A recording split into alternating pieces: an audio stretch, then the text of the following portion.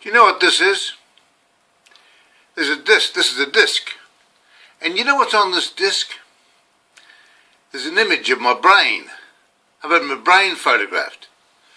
They did an X-ray, and on this disc is my brain. The doctor put my name on there, Ron Bishop, and he's got a question mark case because I left it in his computer by mistake.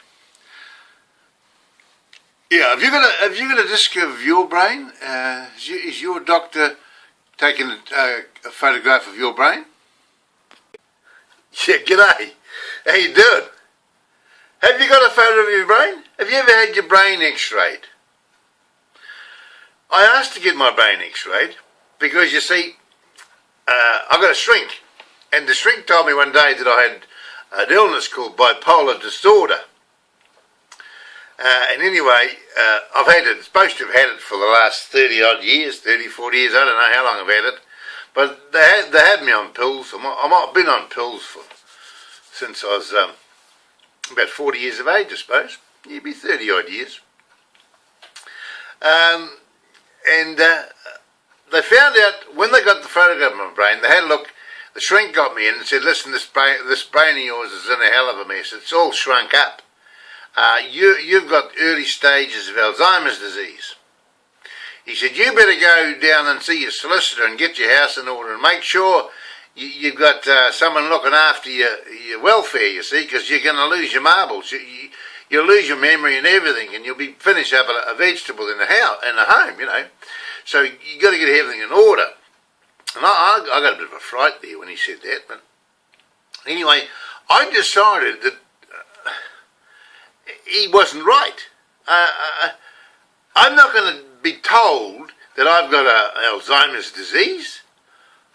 Why would I want to accept that? I say to myself every day, I've got a great memory. I remember everybody's name and everybody's face. I can't always, but you know what I'm saying? These buggers give you a label, don't they? When I was 40 years of age, which is 30 odd years ago, they told me I had bipolar disorder. And I got this ring thing around my neck that says Ron Bishop has bipolar disorder. So anytime I get excited, they call the mental home, you see. And this Dr. Barathon, he's a black man, and he's my psychiatrist, he sent his nurse around here to check me out, to see that I was taking the right pills and everything. Because all these videos that I'm putting online are a bit elevated, you see. Because I think big ideas and all stuff like that, and this grandiose ideas, and you can't do this and you can't do that. So they think I'm sick, okay? But I'm not sick at all. Just a minute, I'm having a cup of tea at the moment. I'll be back in a minute. Yeah, anyway, the black man sent his nurse around. Di Evans, you know Di, don't you? Nice girl, good little girl. She's a Pommy, I think. Comes from overseas somewhere anyway. But anyway, we worked it out. She had a bit of a yarn to me and Mum. And between us, we found out the problem. I'm the problem, you see. It's not Margaret, my wife. No, there's nothing wrong with her. And there's nothing wrong with my sons and my daughters. They're all good. It's me. I'm the biggest problem, you see, of the whole family. Some of them don't even bloody talk to me, you know. Because I've got this mental illness, you see. I've got this label around my neck called bipolar disorder. And every time I do something stupid, they call the shrink in, and the shrink comes in and he checks on your pills and makes sure you're right, okay? And I tried to tell Di today when she was here, I said, listen, I'm a comedian. I'm practicing to be a comedian. I'm bloody funny. I talk about my life. I said, you told me, your boss told me I didn't have very long to live. I'd be going into La La Land. So I've got to tell my life story, don't I? As quickly as I can. And so that's what I'm doing. I'm telling my life story. Okay?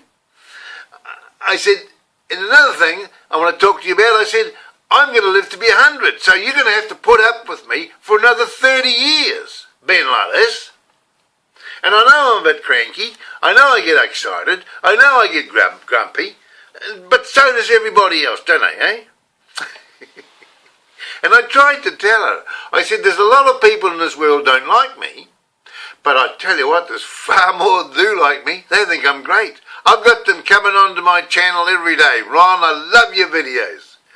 I walked down the street the other day and this bloke said, geez, they're great videos. I can't wait for the next one the next day. They're loving them, you see, because I'm positive. I'm a motivator. I'm a professional motivational coach. And the world has to understand that I'm the greatest.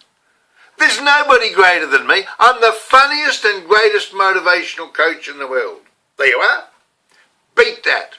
If you don't believe me, find someone that you think is more is funnier than me and or is more elevated than me. Hey? Madder than me. I call myself the Mad Bishop. I couldn't beat them. So I thought, well, I can't beat them. I'll call myself the Mad Bishop, right? And then they'll know that I'm a comedian, so I'm not being serious, you know? Oh, they're funny. What do you reckon? Had enough? Yeah, that'll do. I'll put this one up so you get it before tea, okay? See you later. Bye-bye.